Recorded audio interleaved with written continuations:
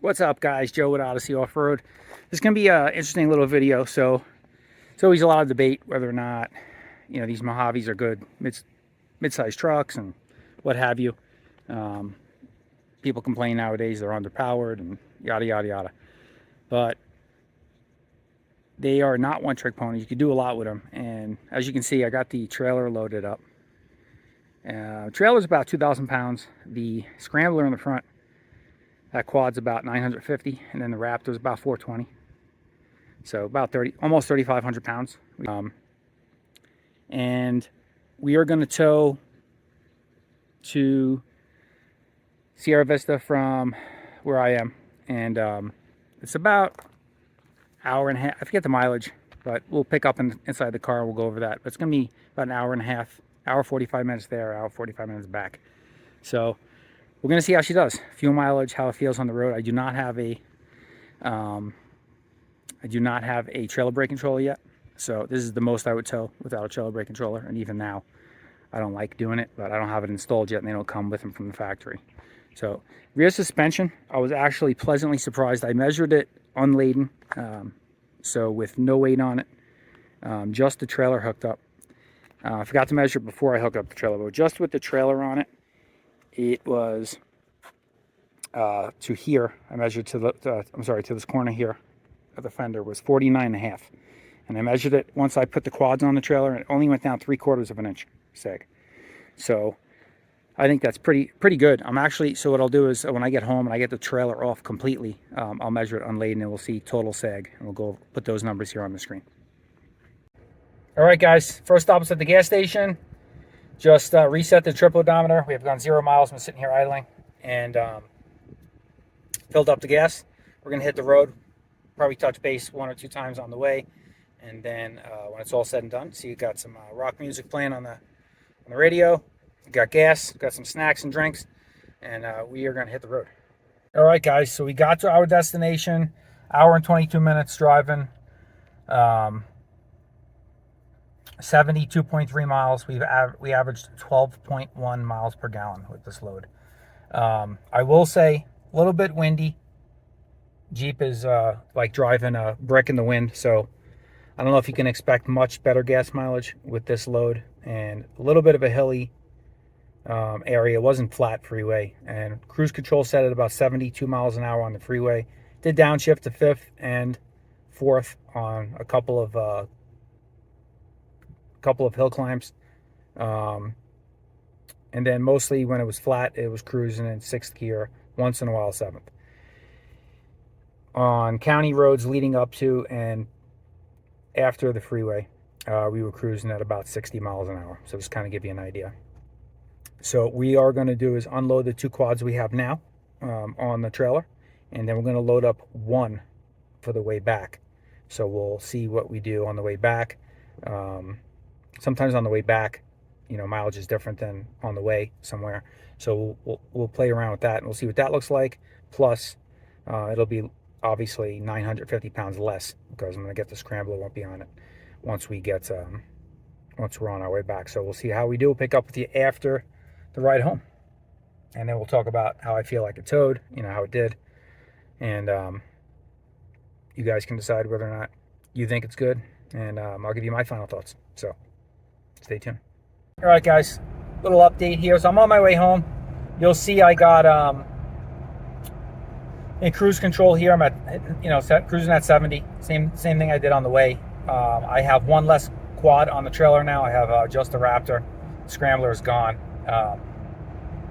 So I'm towing back this return route about, we'll call it about 2,400 pounds. It's about 950 pounds less than on the way there. And you'll see cruising 70.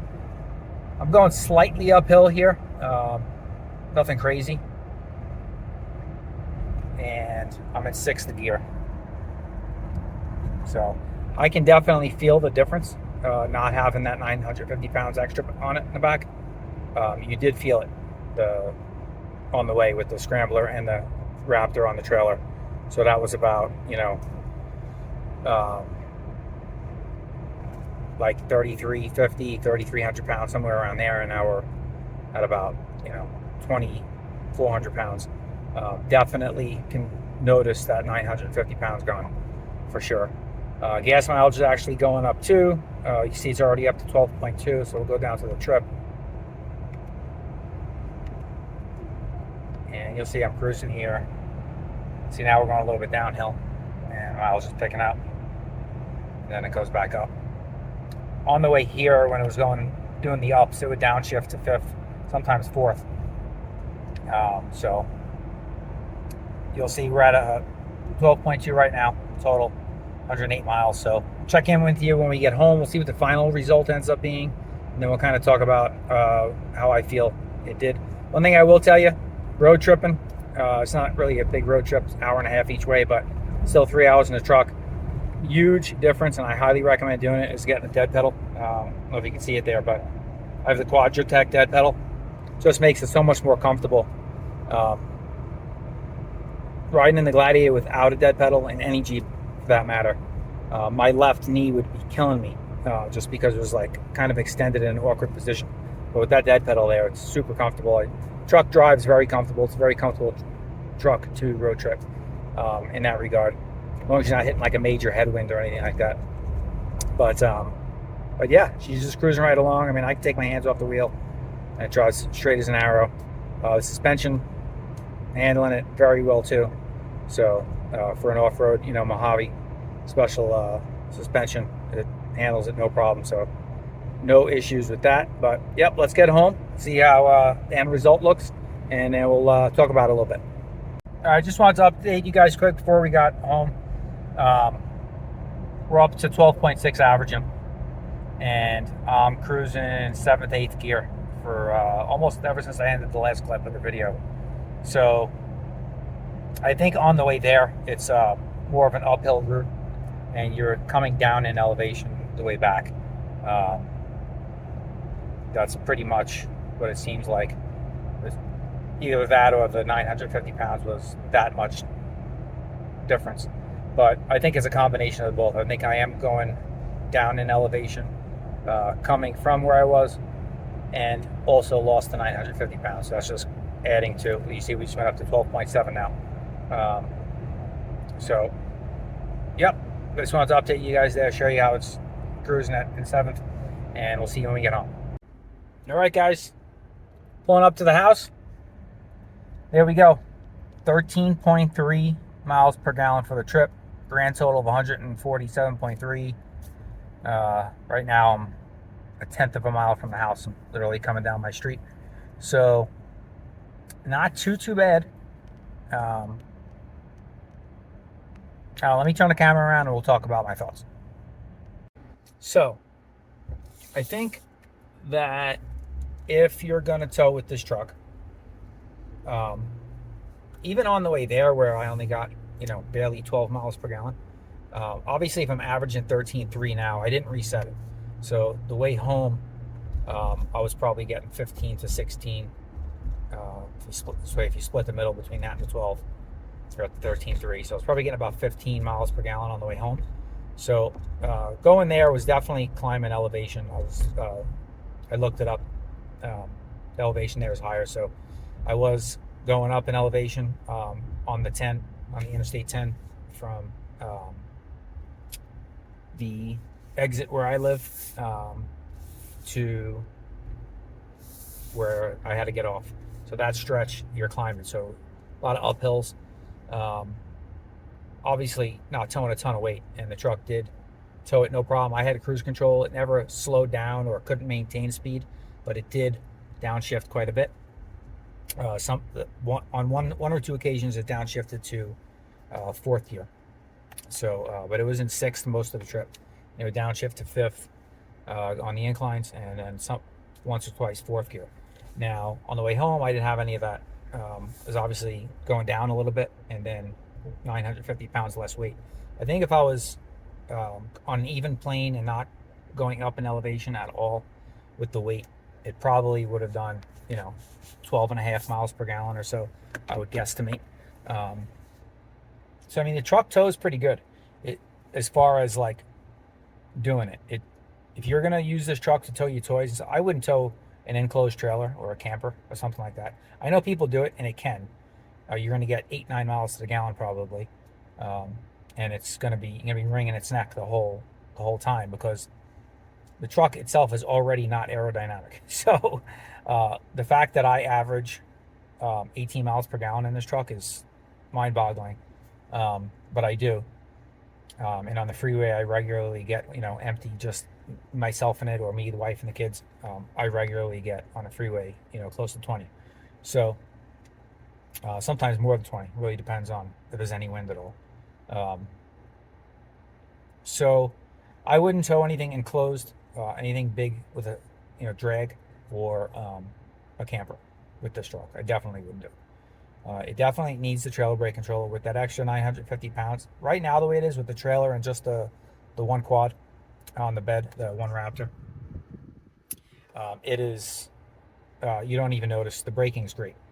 But with that extra 950 on there on the way, you can feel it behind you, trailer, when you're stopping. So you need the trailer brake controller if you're going to do anything more than, this is 2,300 pounds, 2,400 pounds here. So if you can do anything more than 2,500 pounds, I would say definitely add the trailer brake controller. So I will be probably doing that. Suspension handled it surprisingly well.